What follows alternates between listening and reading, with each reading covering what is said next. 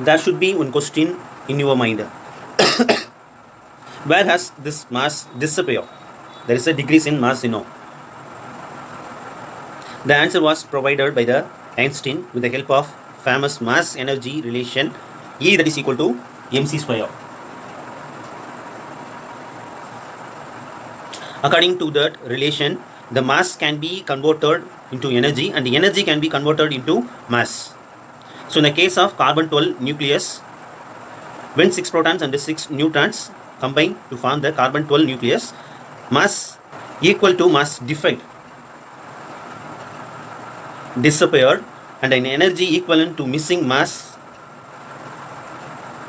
This energy is called the binding energy of the nucleus. So which can be written as binding energy E that is equal to mc square. So binding energy that is equal to mass defect into c square. In fact, to separate the carbon-12 nucleus into individual constituents, that means we have to separate the protons and the neutrons. We must supply the energy equal to binding energy of the nucleus. Now we can substitute the value of mass defect in this relation. So binding energy that is equal to, instead of del m we can write Zmp plus n mn minus m. So I have substituted the values. It is always convenient to work with the mass of an atom rather with the mass of the nucleus. Hence, by adding and subtracting the mass of the Z electrons.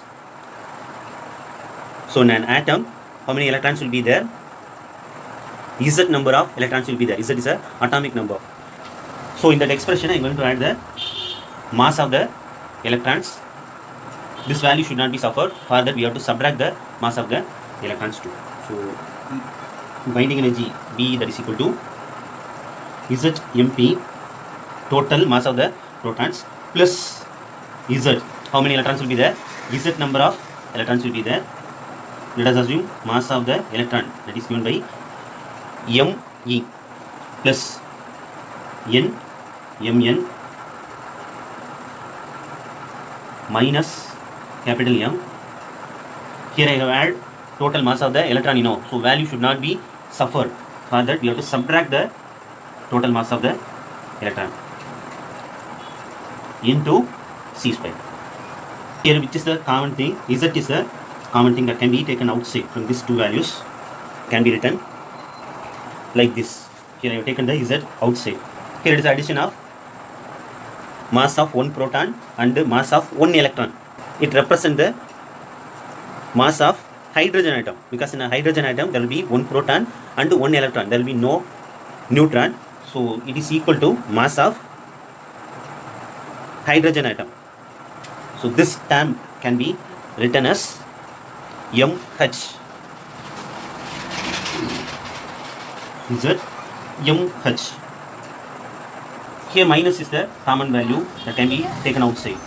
So how can we take? From here I am going to take the minus thing. So minus within a bracket capital M plus Zme. So here what is capital M? That is the mass of the nucleus. And here it is the total mass of the electron, nucleus and the electron. So that will gives you the atom. This addition will gives you the mass of the atom. This can be written as Ma minus Ma. What is Ma? Ma is the mass of the atom of the element which has the mass number A and atomic number Z. Finally, the mass energy in terms of the atomic masses is given by this expression. So far we have discussed the origin of the binding energy. Now we can find the average binding energy per nucleon, which is given by Be bar.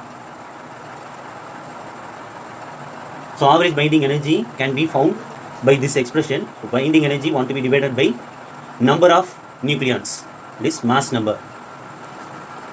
So average binding energy that is equal to binding energy, we have found the expression. So I have substituted the value divided by mass number A. So how can we define the average binding energy? The average binding energy per nucleon is the energy required to separate single nucleon from the particular nucleus. When average binding energy is plotted against the mass number of all known nuclei, we get the average binding energy curve as shown here. Let us discuss important inferences from the average binding energy curve. The value of average binding energy rises as mass number increases until it reaches the maximum value of 8.8 mega electron volt. For the mass number 56 and then slowly decreases. We know that already iron has the mass number 56. So we can understand iron has the more average binding energy 8.8 million electron volt. The average binding energy per nucleon is about 8.5 mega electron volt for nuclei having mass number lying between 40 and 120. Try to understand the average value of binding energy of the elements within this range is about 8.5 mega electron volt. These elements are comparatively more stable and not radioactive. For higher mass numbers, the curve drops slowly and average binding energy for uranium is about 7.6 mega electron volt. Such nuclei are unstable and exhibit radioactive. Here I have shown the two regions. The red colored region has the nuclei with mass number less than 28. Here second region, which is represented with the blue color, has the nuclei less than 56. If two light nuclei with mass number less than 28 combine with a nucleus with mass number less than 56, the binding energy per nucleon is more for the final nucleus than the initial nuclei. Thus, if the lighter elements combine to produce a nucleus of medium value of mass number, a large amount of energy will be released. This is the basis of nuclear fusion and it is the principle of a hydrogen bomb. If a nucleus of heavy element is split into two or more nuclei of medium value of mass number, the energy released would again be large.